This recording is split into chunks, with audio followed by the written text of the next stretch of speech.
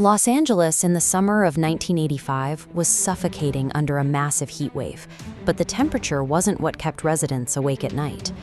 An escalating dread had taken hold of the entire county. People responded to the anxiety with immediate physical barricades. Hardware stores completely sold out of deadbolts and window locks.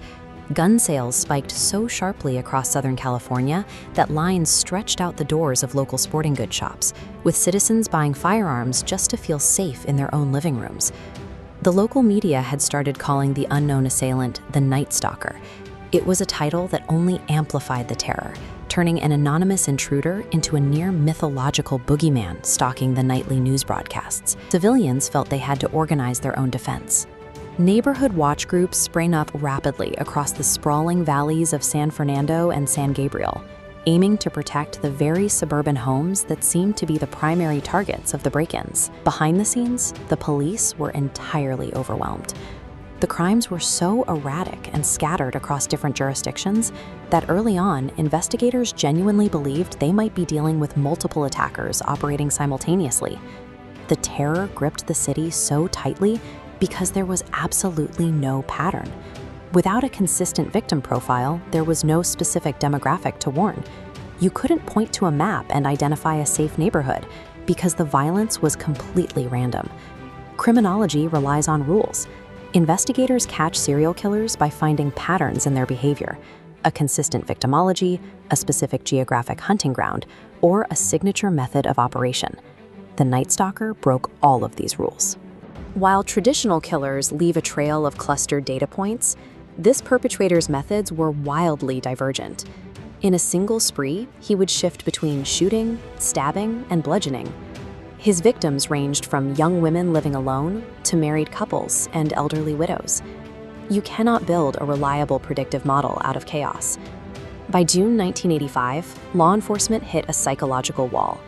They were utilizing traditional analog police work to hunt a ghost who completely ignored the established laws of serial murder.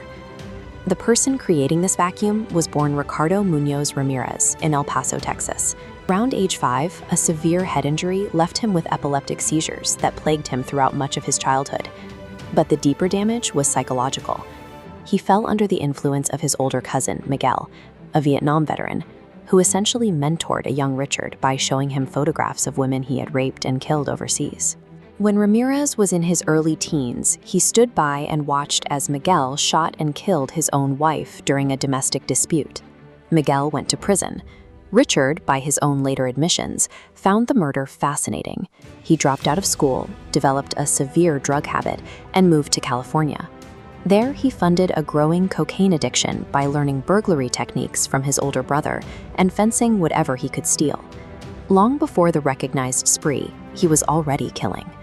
In 2009, investigators matched DNA to link Ramirez to a 1984 murder, the killing of 9-year-old Mei Lung in the basement of her Los Angeles apartment building, proving his violence started much earlier than police originally knew. This specific sequence of childhood trauma, violent mentorship, and addiction forged a predator whose primary motivation was a profound detachment from human empathy. His officially recognized spree began on June 28, 1984, with the murder of 79-year-old widow Jenny Vincow. After a 9-month quiet period, he returned to execute a relentless campaign of home invasions across Los Angeles and the San Francisco Bay Area. At multiple crime scenes, he left behind hallmarks intended to declare his allegiance to Satan, deliberately drawing pentagrams on the walls of homes and occasionally on the bodies of the victims themselves. The police threw thousands of man-hours at the problem. They conducted massive stakeouts, went door to door, and executed aggressive sweeps on the streets. But traditional manpower is effectively useless against an attacker who moves transiently and strikes without a discernible motive. By August 1985, investigators were exhausted. Analog police work had failed to corner him, and they desperately needed a breakthrough from entirely outside the realm of human intuition. That breakthrough came down to a single piece of physical evidence, a fingerprint left behind on a stolen car. This photograph shows an early version of the automated fingerprint identification system. Instead of detectives manually comparing physical prints against thousands of ink cards with magnifying glasses, This newly operational computer program mapped the unique ridges of the latent print and scanned it against a digitized database. What would have taken a team of human investigators over a year to cross-reference by hand took the automated system only minutes. The database processed the scan and almost immediately spit out a match to a known burglar, Richard Ramirez. This database match provided law enforcement with a capability that human intuition couldn't match, surfacing a specific identity from a digitized sea of millions. Armed with the match, the police immediately went to the press. On the morning of August 31st, 1985, Ramirez's name and photograph were printed on the front page of every major newspaper in the city. Ramirez was completely unaware of the development until he walked into a liquor store in East Los Angeles. He saw his own face staring back at him from the newsstand and immediately realized he was recognized by the people inside. He ran outside into the Boyle Heights neighborhood and tried to carjack a woman.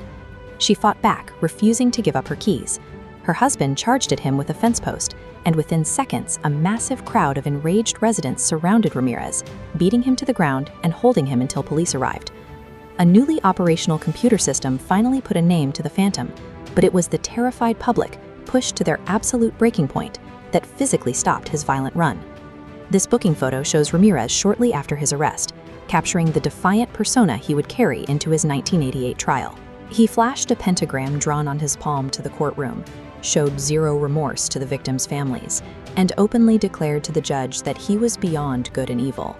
He was convicted of 13 murders, receiving 19 separate death sentences, and was subsequently transferred to death row at San Quentin, where he would remain for decades while his cases moved through the appeals process. He was never executed. In 2013, at the age of 53, Ramirez died of complications from cancer, having completely outlasted the state's capital punishment system. Ramirez spent his life assuming he was untraceable because his violence followed no logic. He was ultimately stopped because technology had reached a point where a machine could find a name in minutes, stripping away the invisibility he used to terrorize a city.